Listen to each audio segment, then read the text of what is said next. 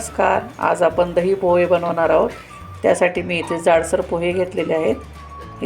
या वाटीने 1.5 वाटी घेतलेले आहेत आणि इथे 1 वाटी दही घेतलेलं आहे.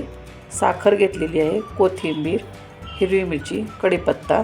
फोडणीसाठी आपण जिरे, मोहरी, तेल आणि हिंग घेणार आहोत आणि चवीनुसार मीठ घालणार आहोत. चला तर मग तयारीला लागूया. हे दही आता थोडंसं पातळ करून घेणार आहे.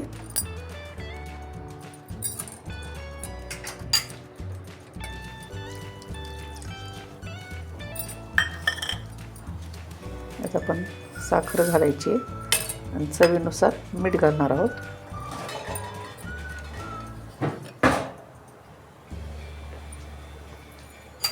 न्याहारीसाठी हा एकदम सोपा आणि पटकन होणारा पदार्थ आहे. गोड, आंबट, तिखट अशी चव छान लागते याची. तुम्ही पण एकदा नक्की ट्राय करा. आता आपण हे सर्व मिश्रण एक करूया. इथे दही आपलं फेटून झालेलं आहे.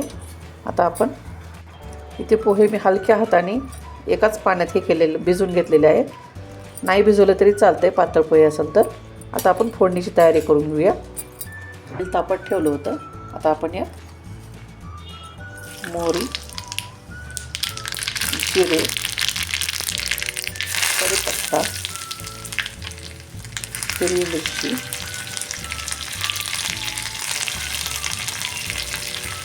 आणि हिंग घालणार आहोत.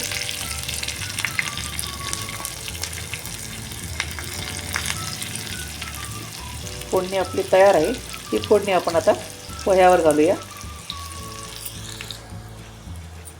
यात आपण सुरुवातीला फेटलेलं दही घालणार आहोत.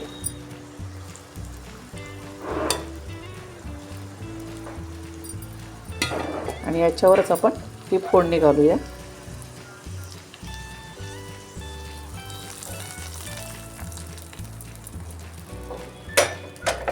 आता याला एकजीव करून घेऊया.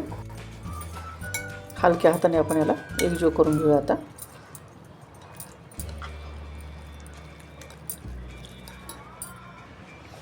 दही पोहे आपले खाण्यासाठी तयार आहेत.